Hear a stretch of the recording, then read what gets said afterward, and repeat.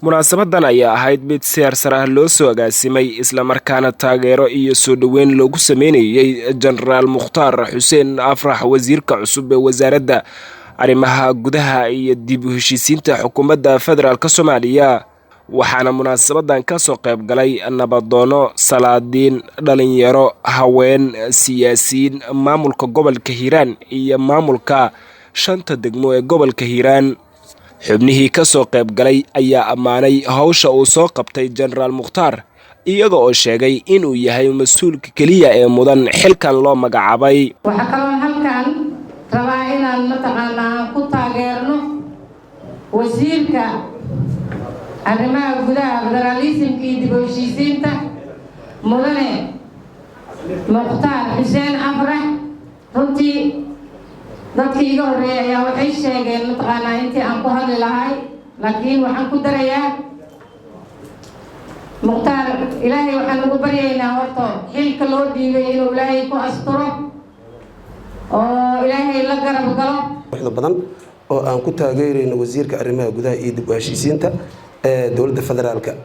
Generaal Mukhtaar Xuseen Afrax maxaa yeelay runtii waa wasiir aad u wanaagsan oo wax qabadkiisa muuqato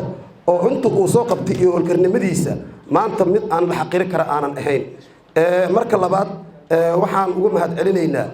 ra'iisul wasaaraha iyo madaxweynaha federaalka oo maanta wasiirka cusub Mukhtaar u soo xulay sida cadaaladda oo xaq ah oo midii wixii loo baahnay ah maxaa yeelay Mukhtaar waxaan naqaanaa annaga wax qabadkiisa dadnimadiisa waa nin Soomaali ah maadsan ra'iisul wasaaraha loo soo magacaabay iyo madaxweynaha Soomaaliya mudana farmaajo iyo ra'iisul wasaaraha roble aad iyo maadsiin waxaan islaahay waqti badan aan soo maray warka ma dheereeyaba waxay soo xulaan halgaygii reer Hiiraan waxay soo xulaan cadaaladii reer Hiiraan waxay soo xulaan indhihii reer Hiiraan ugu dambeyntii gudoomiye ku-xigeenka arrimaha bulshada maamulka gobolka Hiiraan Sheekh Xuseen Cismaan Cali ayaa soo xiray munaasabadani mudana Maxamed Cabdullaahi Farmaajo iyo ra'iisul wasaarihiisa waxaan ugu mahad celinaynaa wasiirka arrimaha gudaha wasaaraduhu ayagoo wasaarad wada ah oo wasiir wada ah haddana afarta wasaaradood ugu horeyso wasaaradii haddana ugu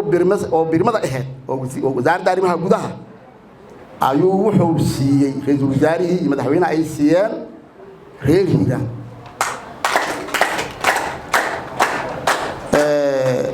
madaxweynaha taageeradiisa Hiiraan markaan anaga arrimaha bulshada ahay